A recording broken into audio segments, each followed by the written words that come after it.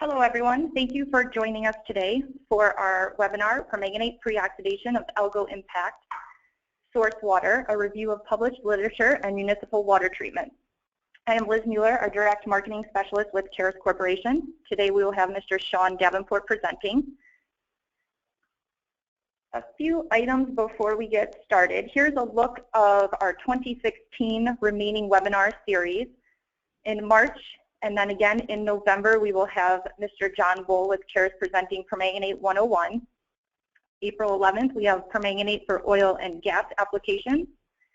And then in May and December, we'll have Mr. Darren Scutt with Carus Corporation presenting lead and copper control with phosphate.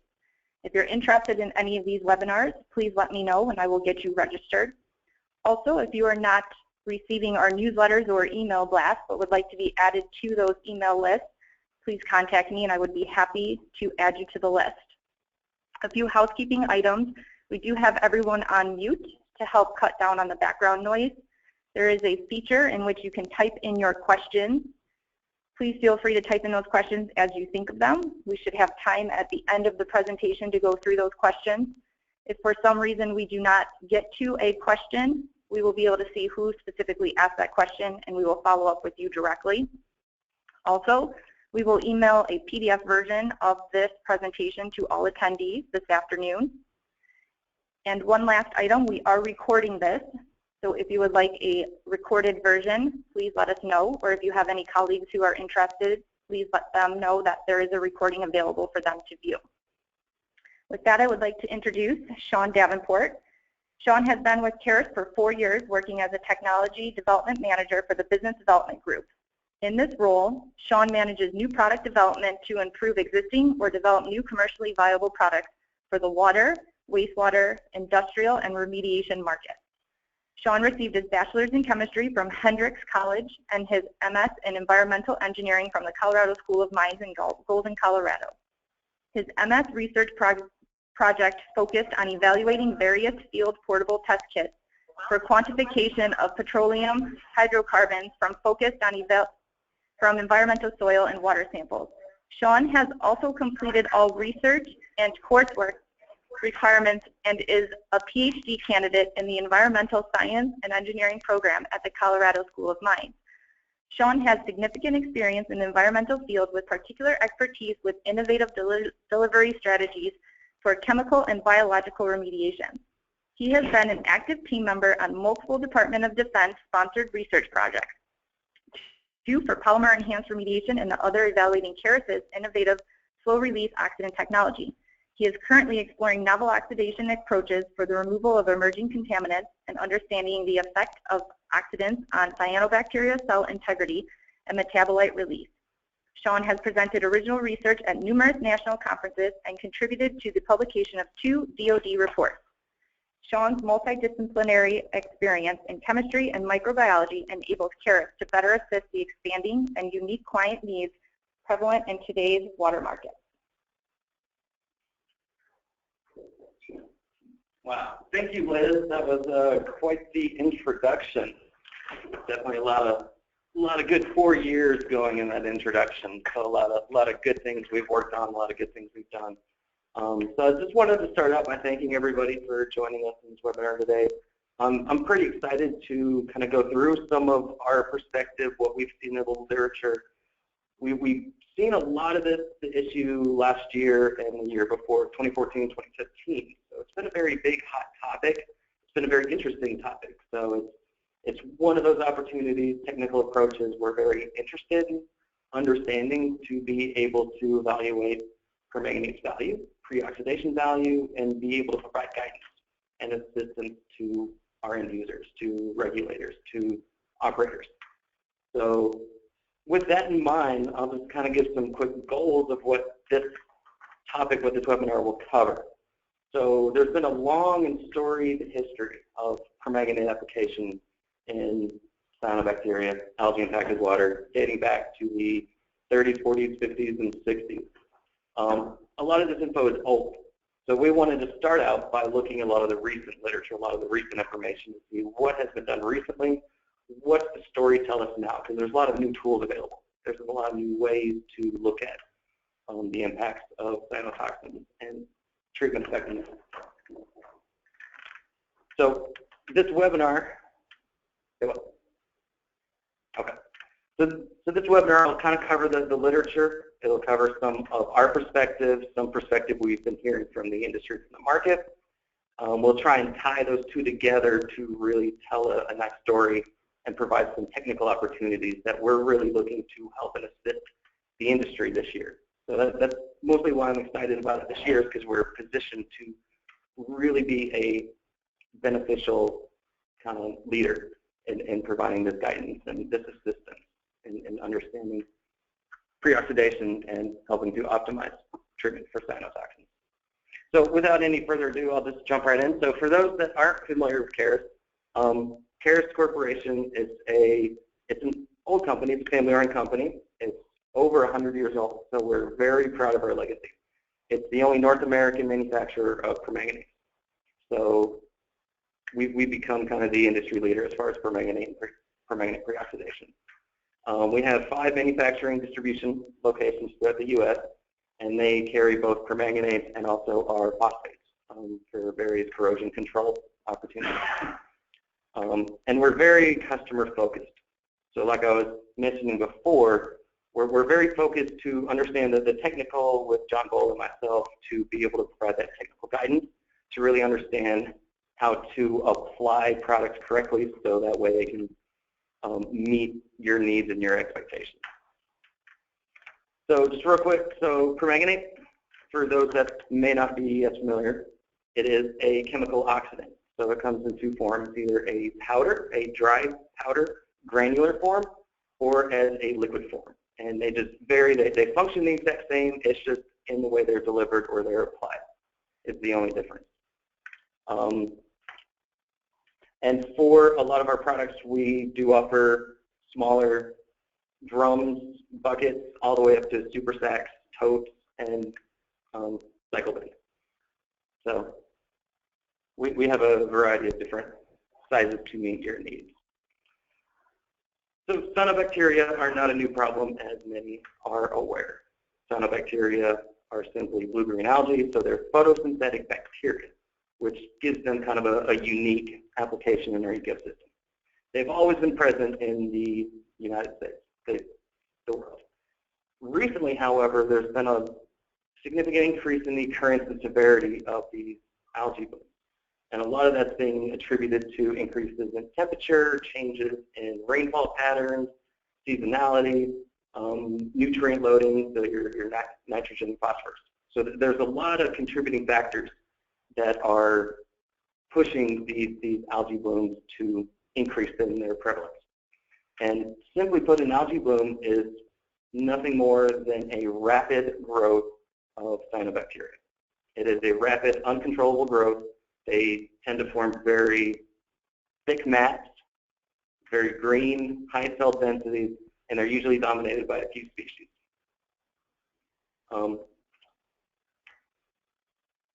Some, but not all of these algae have the capability of producing cyanotoxins.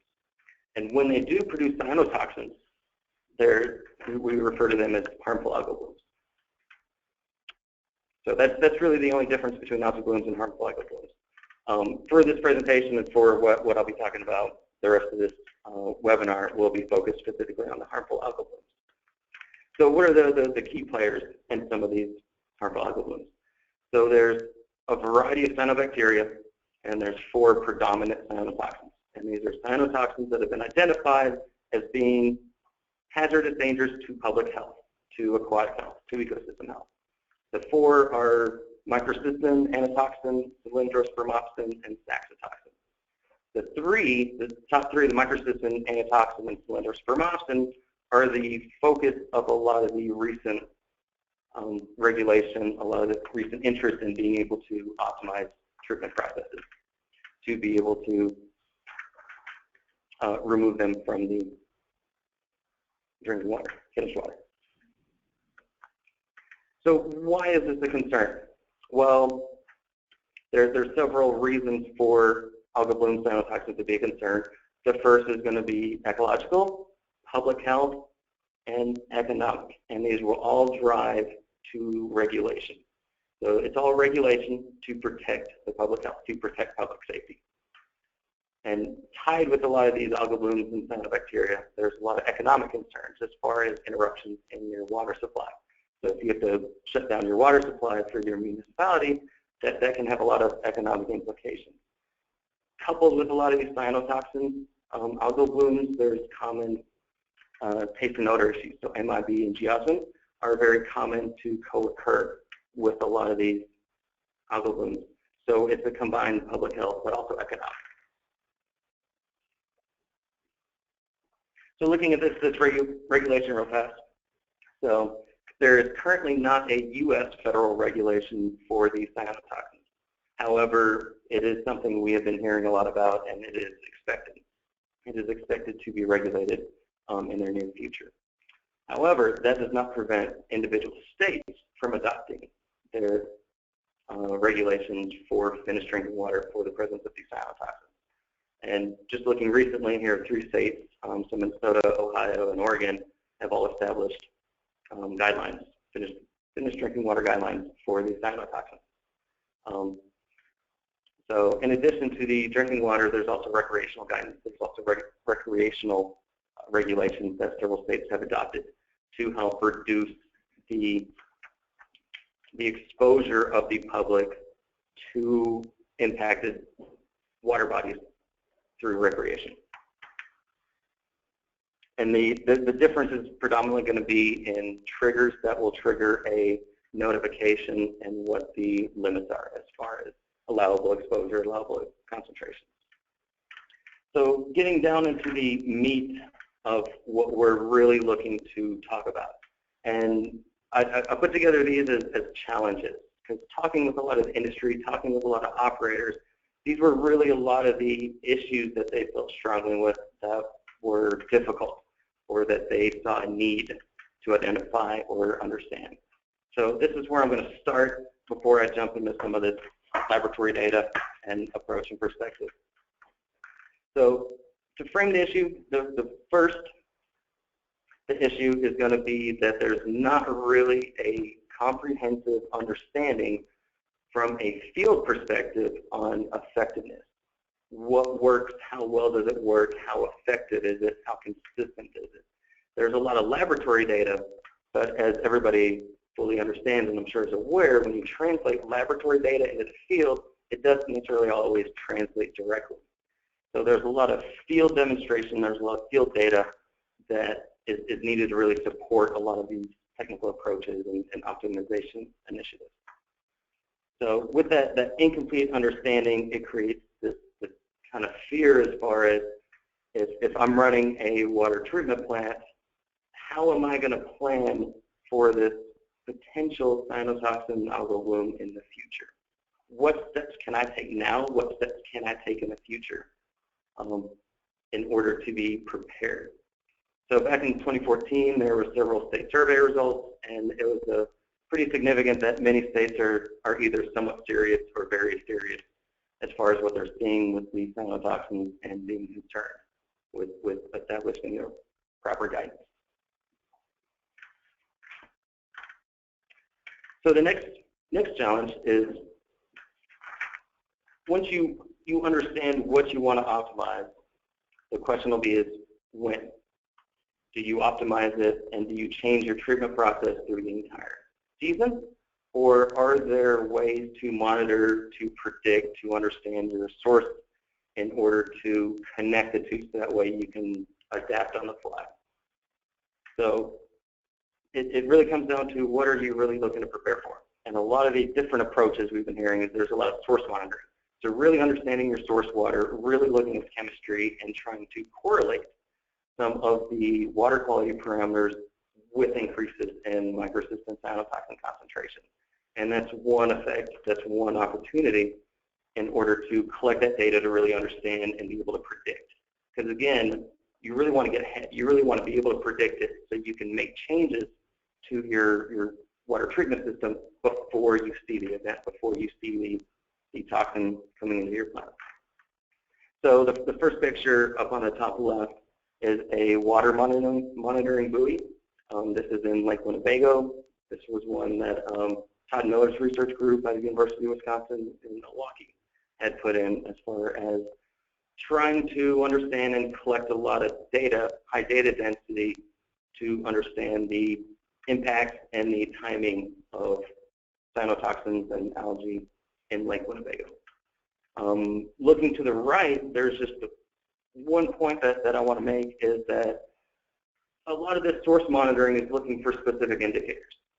However, you can have a disconnect between those indicators from a bloom from cyanotoxins. So they generally occur at the same time. Generally, if you have a bloom that's producing cyanotoxins, you'll see them together. However, sometimes you may not see a bloom, but you may see cyanotoxins. So it's one of those big concerns is how do you monitor and how do you protect yourself? How do you protect your municipality from what you can't see or what you can't predict?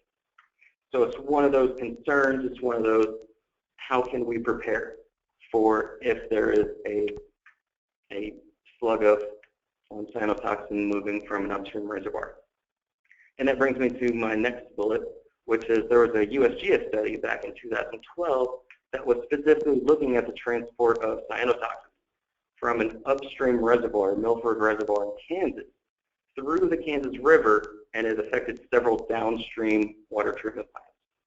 So again, it goes back to this, how can you predict, how can you identify what conditions, and there's a lot of variables. There's a difficulty in timing. So it's something that's best to be prepared for, and to have some contingency planning as safeguards. So looking at some of the tools, so there's a lot of tools available to evaluate your source reservoirs or source waters, and to identify and quantify the release and concentration of toxins in both your source water through your treatment plant and out in your distribution system. So a lot of these tools can range from your sophisticated LCMS, your high-value, expensive, quantitative cyanotoxin analysis, specifically looking for a microcystin, whether it's LCMS or it's a ELISA, which is going to be looking for a functional group, and it's an immunoassay approach. But there's a lot you can do before you're really looking and getting to that expensive tool testing approaches. There's a lot of visual inspections that you can keep an eye out for any indicators of cyanobacteria. And that's going to be a color, that's going to be a clarity, there's turbidity. You can look at Secudisc to look at what's the clarity in your reservoir. This is where you can really use a lot of the public's help as far as really trying to get there and putting their buy-in, that if they see something that looks out of the ordinary, they can notify either you directly or the state agency. And there's a lot of great programs out there that are already working towards that. You can identify what conditions promote cyanobacterial blooms. So again, this is going to be your phosphorus, nitrogen flow, temperature, oxygen, pH. All these can be correlated to a toxin concentration. A step further is you can sample and look for the specific cyanobacteria, so you can ID what species and what genus is that, and that will give you another indication on, is this a toxic bloom or is this not.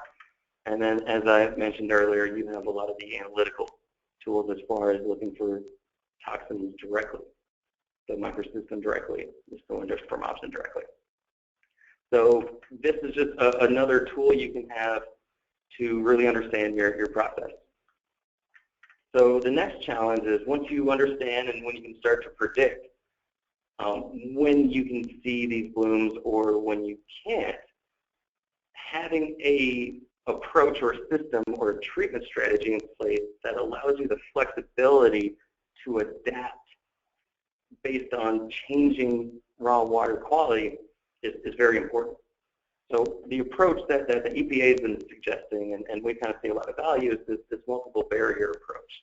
And it's where each barrier has an important function in ensuring and reducing the impacts and mitigating the risk of cyanotoxins and algae from breaking through a treatment process.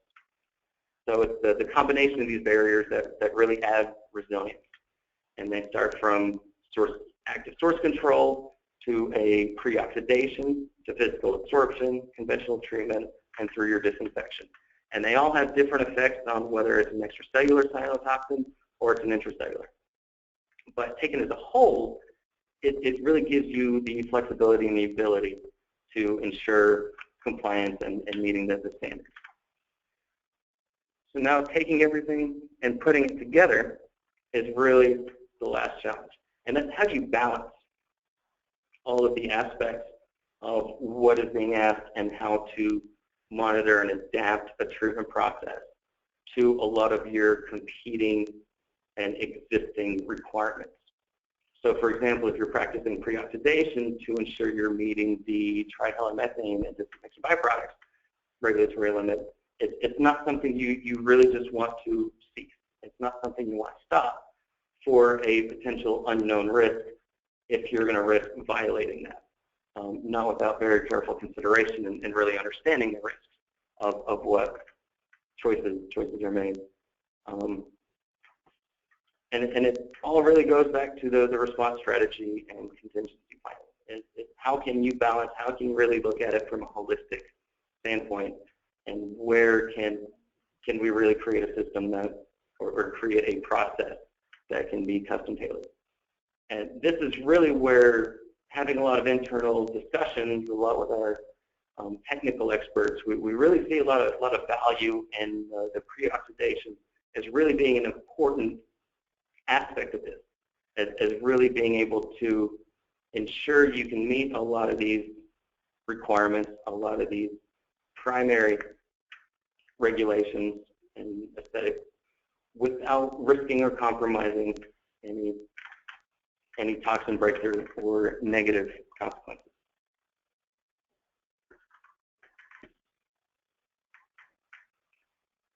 So moving on to the next slide. So again, just to kind of reiterate and just kind of summarize the past couple slides, it's a whole management treatment strategy from both a source water, source reservoir management, where you catch the bloom early, you look at having multiple intakes, and you treat source area if you see bloom events to prevent them or reduce their magnitude. But then also really having that multiple barrier approach, because that's really where you're going to have that complete treatment process that's going to ensure or help mitigate and help reduce any of the impacts of algae and cyanobacteria in your raw water supply. So you have extracellular removal and your intracellular. And the primary difference, because I'm going to talk through these here pretty soon, is extracellular is going to be outside the cell. So it's going to be cyanotoxins that are dissolved in the surrounding water. So they're not bound inside that cell. And a lot of those approaches for treating that is really going to be either a chemical, so a chemical oxidation approach, or a physical adsorption approach. As far as intracellular, that's where the best approach is to really keep that cell whole, is to really keep that cell intact, so that way the cell moves out with its intracellular cyanotoxins during sedimentation. So you're taking the whole cell plus the toxin at the same time. There have been a lot of approaches looking at strong oxidants or over-oxidizing with the intent of causing them to leak or partially lyse to discharge their cyanotoxin. And that's a very valid approach. And it works based on all the data that I've seen as far as being able to open up the cell, destroy the toxin, remove the cell, and remove any residual toxin, and still be able to meet all your water quality parameters. But it's something you need to look at from a case-by-case basis. So every component, every step really needs to be evaluated based on your raw water quality, based on finish, and based on kind of jar testing and really looking at your process. So conventional drinking water treatment, I'm going to assume most people are pretty familiar with drinking water treatment and what the steps are. You have your source water. Pre-oxidation is going to include any sort of ozone, permanganate, chlorine, chloramine, chloride ahead of any treatment process at an intake pipe at where the source water is being removed from. And there's a lot of reasons for the application of a pre-oxidant at that location. They could include anything from nuisance to taste and odor to aesthetics. It then flows through a screen and a flash mix where you will add your polymers, your coagulants, and you will further remove and purify, clarify the water through flocculation and sedimentation. The last two steps are going to be a filtration, which could be coupled with an intermediate oxidation, and then finally a disinfection. So looking at the effectiveness, and this is a very general slide on the effectiveness of cyanotoxin and algae treatment as part of a water treatment process. Looking at a lot of the pre-oxidants, they're varied depending on what oxidant is selected and depending on what toxin is selected. So look at permanganate, for example. It is very effective against microcystins and anatoxins. However, it is very slow kinetically with cylindrospermos and saxitoxin. So if raw water has a microcystin, permanganate may be a very valuable approach to remove that toxin. Whereas looking at chlorine dioxide, for example, if microcystin is in the raw water and you're pre-chlorinated with chlorine dioxide, it's going to have a minimal or less effect on that microcystin concentration than a permanganate or chlorine. Looking at combining multiple treatments, so if you were to combine permanganate with chlorine, because you have chlorine, generally you chlorinate at the end of a plant, at the end prior to discharge to your distribution system, you're able to couple and treat the entire suite of compounds.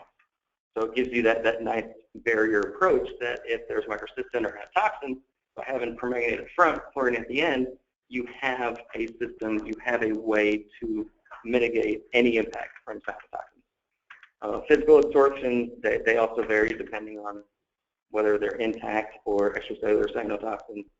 There's been a lot of work looking at powder activated carbon and the different types of powder activated carbon, whether it's coal-based or wood-based or charcoal, specifically what form it's in has an effect. So again, based on what I've seen, it's another one of those that supports the jar testing and field validation. Coagulative flocculation is effective towards intact cyanobacteria, but it's not very effective towards your extracellular cyanotoxins. Same with the filtration. So again, you want to make sure you have both. You have multiple approaches that can take care of whether your toxin is outside the cell or inside the cell. So looking at some of the kinetics, so this was pulled from the AWWA calculator, the Cyanotox, the AWWA and Hazen and Sawyer put together, and it really looks at the, it really demonstrates the value of being able to simulate your kinetics from a chlorine or a permanganate. And one of the important aspects of this is really looking at your oxidant type, your dose, any background demand, time, and any chemical conditions that are going to be important. So in this example, pH is going to be very important to that chemical kinetics. So if you're looking at chlorine and you're relying on that chlorine to be your final barrier prior to discharge into your distribution system, you want to make sure you understand the pH at which is being chlorinated, because that's what's going to drive the kinetics if there is a breakthrough of cyanotoxin through your treatment plant right at the chlorination. So it's an important component, it's an important aspect to look at. Looking at the front of a plant, as far as permanganate, one thing we've seen is it's very less sensitive to varying water quality conditions. So it's less sensitive to changes in pH. It has very similar, almost the same kinetics, whether it's at pH 7 or pH 8. Whereas you see a 60% reduction in your kinetics when you go from pH 7 to pH 8 for chlorine. So it's kind of significant and something you definitely really want to look at from a risk-based perspective. So switching gears real fast. So our theme in a lot of these approaches and this literature review was to really look at pre-oxidation on cell integrity. So look at pre-oxidation and what effect does it have on the surface of the cell, the ability of that cell to function, the ability of that cell to maintain its intracellular toxins inside and still be a whole cell that can be removed later. Because again, that's part of it. That's one way to approach your treatment is to keep the intracellular components inside the cell, remove anything that's outside the cell, and then still have that cell intact to be removed later. So there's a lot of recent literature, past 4 or 5, 6 years, that have really used a lot of sophisticated tools to really look at a lot of the impacts of its pre-oxidation on cyanobacteria.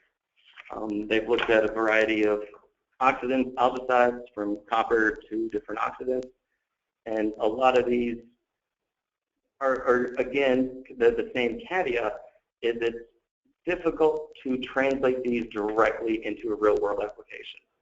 Because again, they're all looking at laboratory cultures versus wild-type, wild-grown cells that you would see in the field.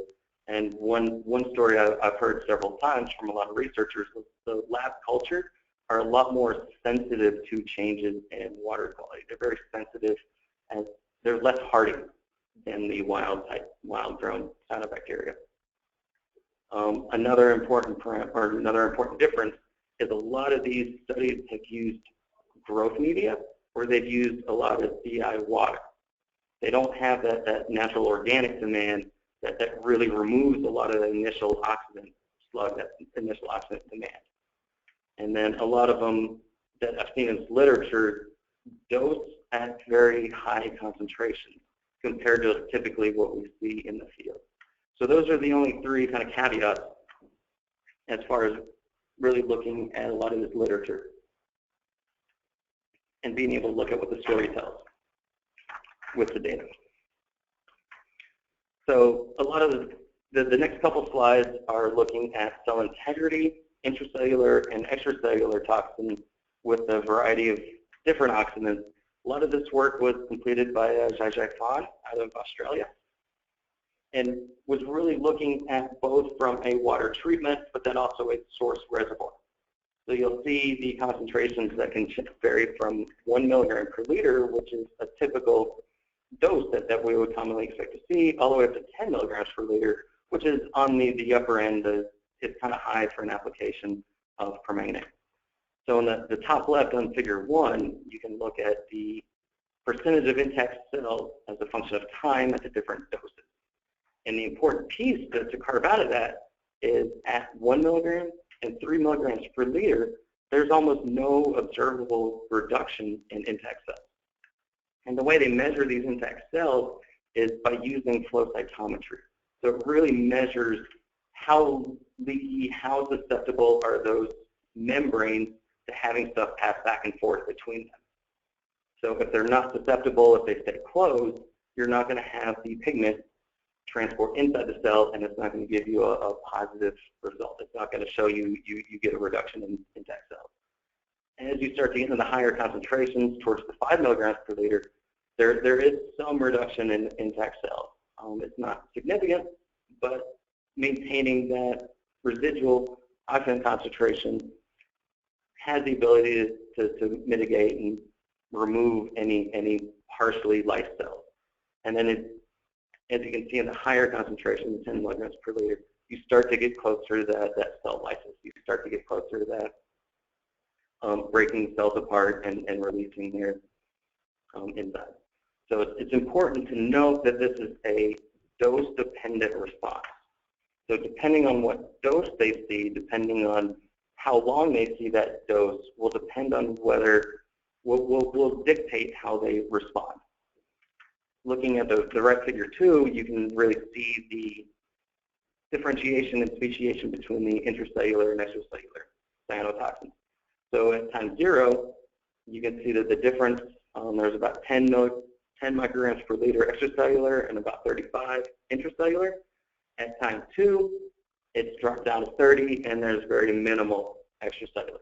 So you can see the predominant of the loss for the toxin is going to be that extracellular component at this 1 milligram per liter. Jump in further ahead to chlorine, and just to compare the figure 1, the cell integrity, to this figure, the cell integrity, there's a pretty stark difference in the percentage of intact cells at the different doses. At the lowest dose, it quickly, very rapidly drops from 100% whole to almost 0. So cell integrity is rapidly lost when you're looking at using a chlorine pre-oxidant, or chlorine is exposed to cyanobacteria. And that can be visualized in figure 2, where you can see the stepwise reduction in the total toxin, whether it's intracellular or extracellular. They both decrease at the 3 milligram per liter. One last point I'll point out with chlorine is on the bottom left.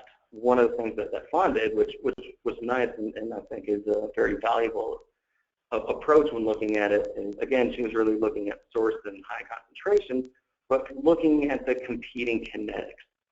So looking at the kinetics of that cell lysis, that release of the intracellular cell toxin, versus the kinetics of the oxidation, destruction of that toxin. So if they are the same kinetics, you'll see no change. However, if it releases faster than it can be oxidized, then you'll see a net increase in toxin concentration. So looking at copper,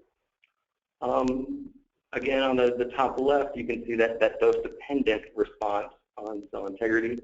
At 0.5, there's a very marginal reduction in cell integrity. However, at 1 and 1.5, there's a much more significant reduction in your cell integrity based on the flow cytometry.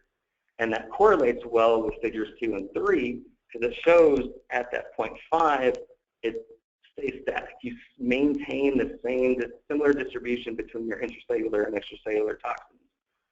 However, at that 1 milligram per liter in figure 3, you can see that quick lysis, that conversion of that total cyanotoxin to be released. So you're taking all the intracellular toxins and you're releasing it to its surrounding environment. One of the negative aspects of copper is it doesn't have any oxidative ability to remove that toxin once it's released.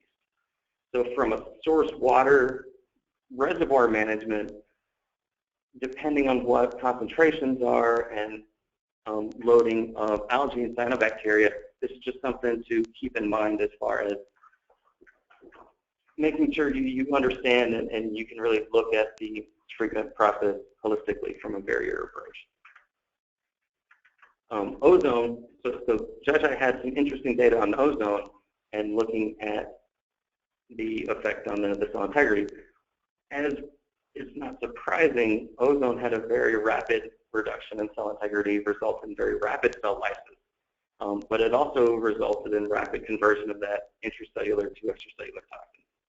And I believe this is from the quick, abrupt, short lifetime of ozone, whereas a lot of the other oxidants have that longer lifetime. So they have that better capability to remove toxin as it's released. Whereas ozone, it's got that shorter lifetime, so it's got to maintain that residual. So this is some work that Ding had done in 2010, looking at different chemical oxidants on microcystins, comparing permanganate to chlorine dioxide.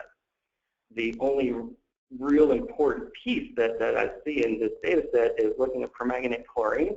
You see reductions of viability, and they measured this by looking at a fluorescence. So it wasn't a flow cytometry that actually measures the porosity of that cell membrane. It's really looking at a fluorescence pigment, so it's more of an activity. But with the permanganate chlorine, you do not see any corresponding increases in microsystems. So that'll be on the left in the black squares.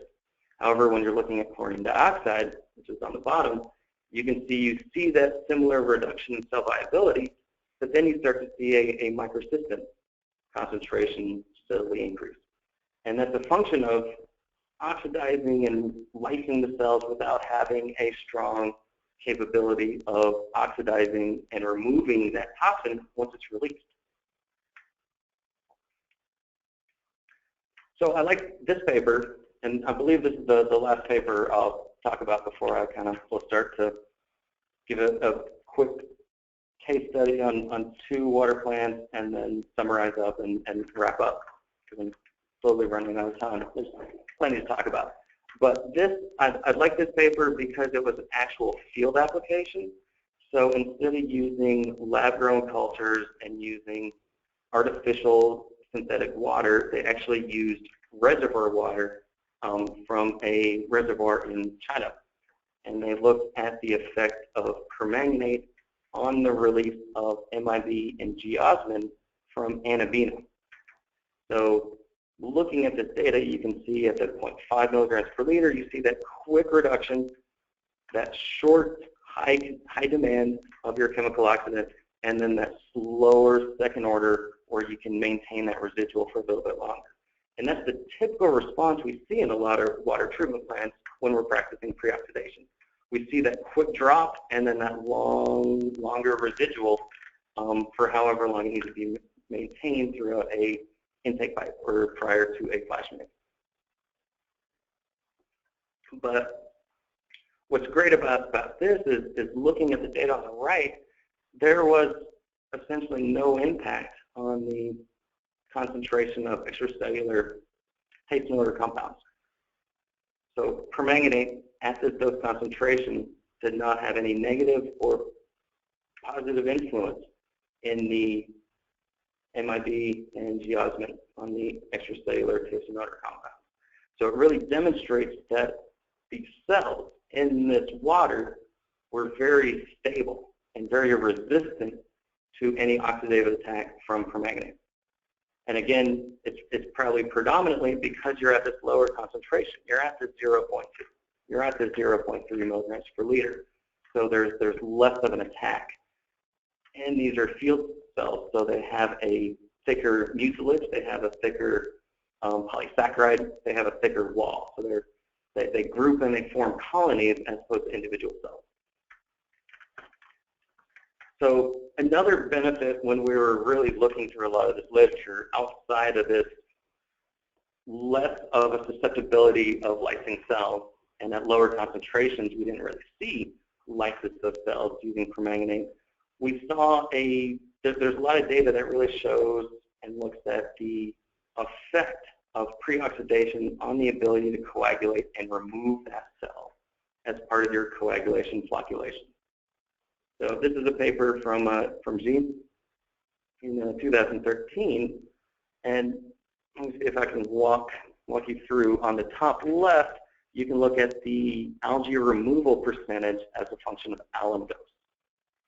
So at 0.8, it's about 50 to 60% effective. You get 50 to 60% of your algae removed, cyanobacteria. At 2 milligrams per liter of alum, you're up closer to 65 or 70.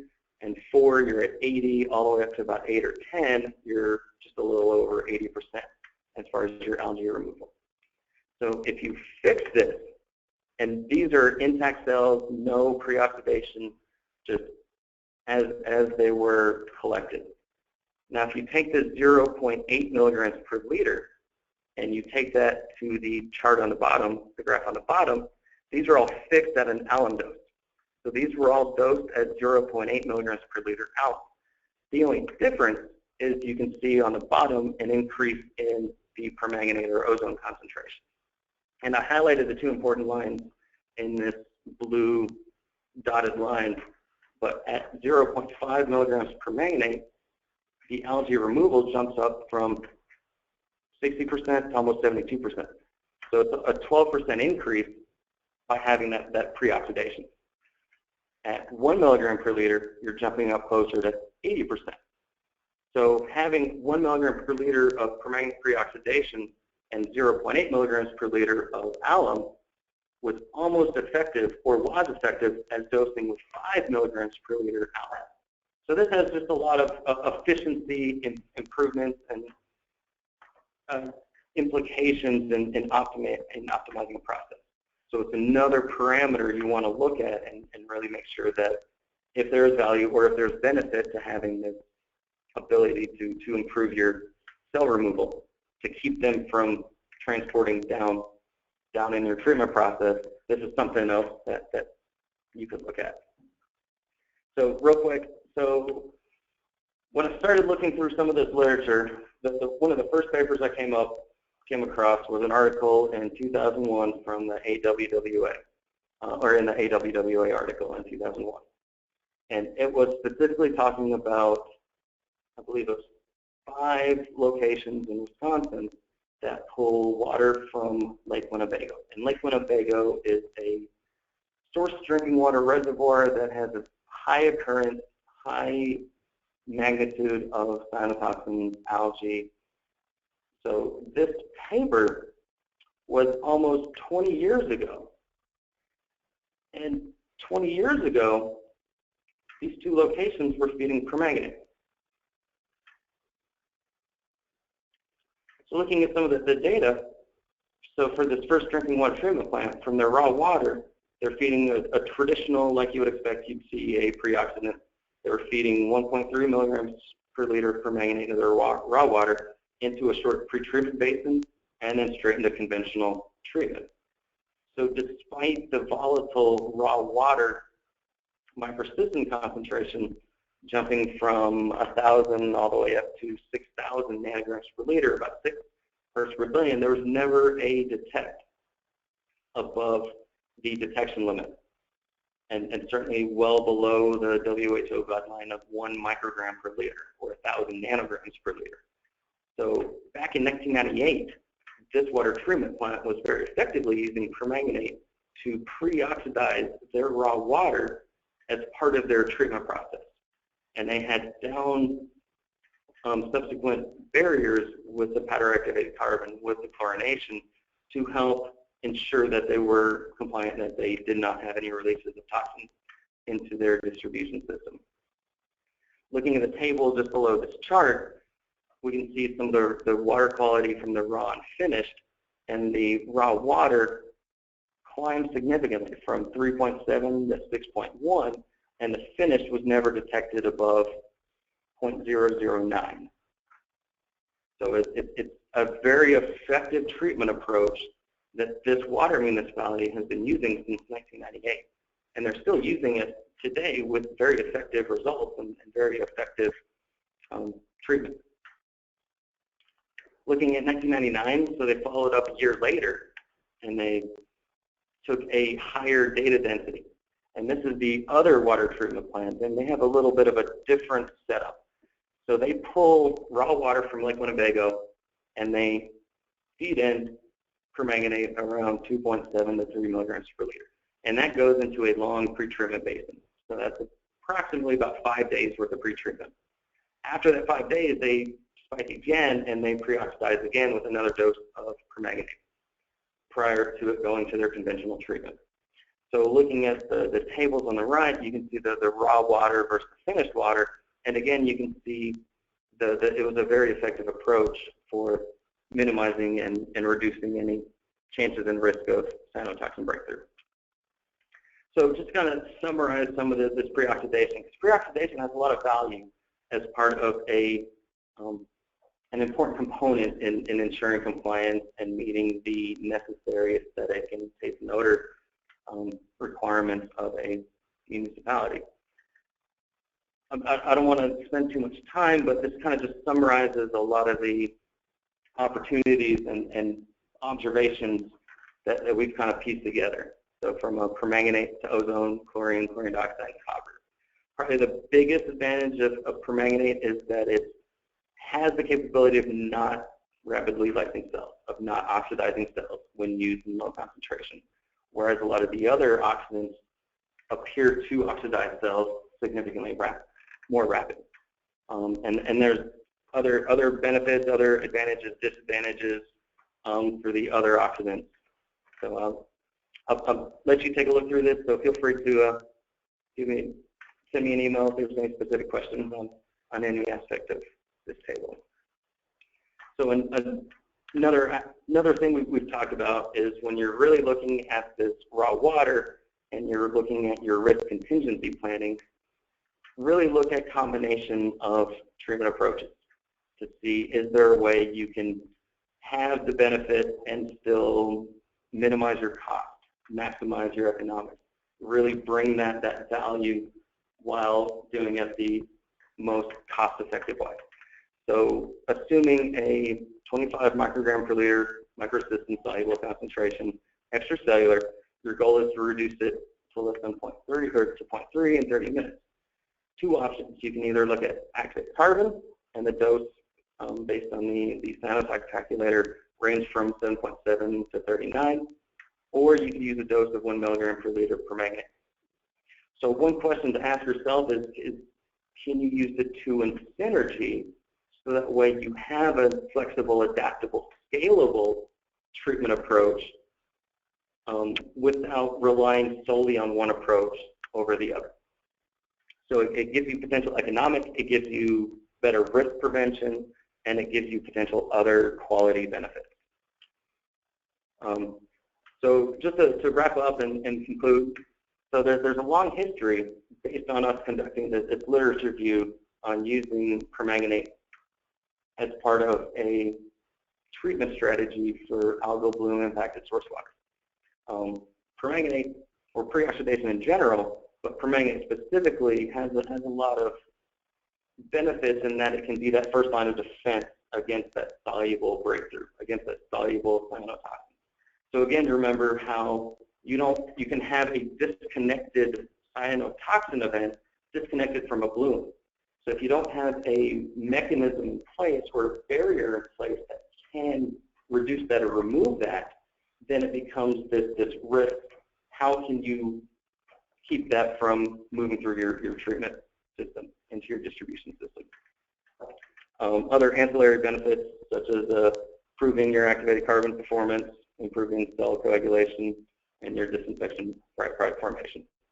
So just to kind of reiterate, there's not a silver bullet in any of these approaches, but it's really a combination of multiple approaches addressing specific aspects of the cyanotoxins and the algal bloom and your treatment objectives.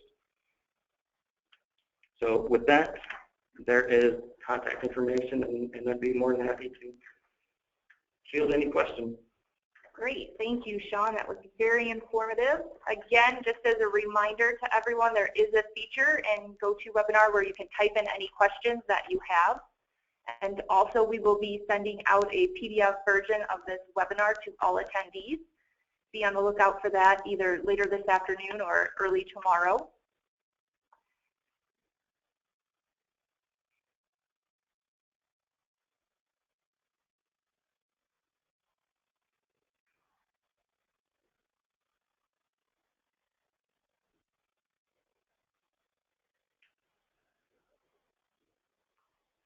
And it looks like we have some questions that are coming in. Good question. So any difference or studies with sodium permanganate versus the potassium permanganate? No, that's a really good question. So there's not really going to be a difference in effectiveness or ability of the permanganate to react with the raw water, whether you use sodium or potassium. Ding looked at the impact of salinity and found little impact of salinity, so the potassium or sodium would not have an impact. It really will come down to application and what is the best way for your treatment, your municipality to be able to apply it and use it effectively and safely. Anything I done? Great. One more question. Do you know what method the AWWA study used in 1998-99 to test for the microcystin? Yes. So they actually used an ELISA test when they tested for microcystins. So they were able to get to very low reporting limits.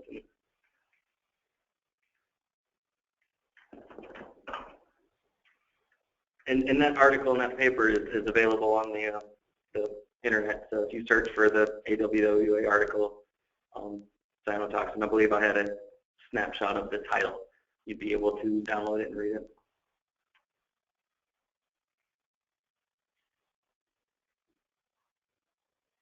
What permanganate dose do you recommend to use to avoid lysing cells?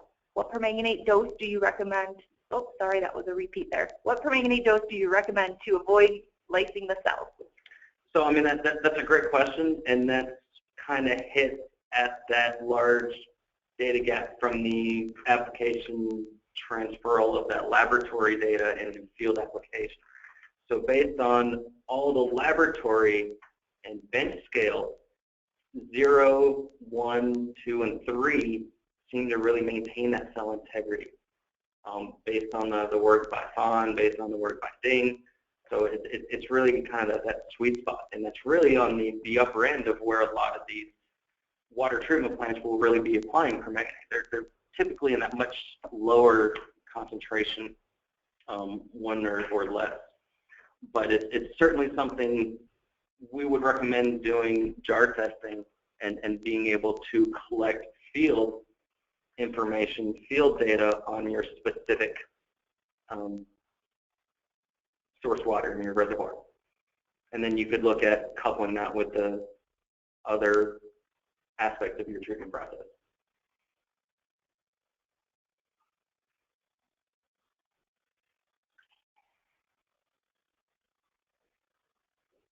Okay, with that, it looks like there's no more questions coming in. If you do think of any questions after we get off the webinar, please feel free to contact a member of our team. And if you would like to get on any of the other webinars, please contact me and I will help you register. We thank you all for your attendance.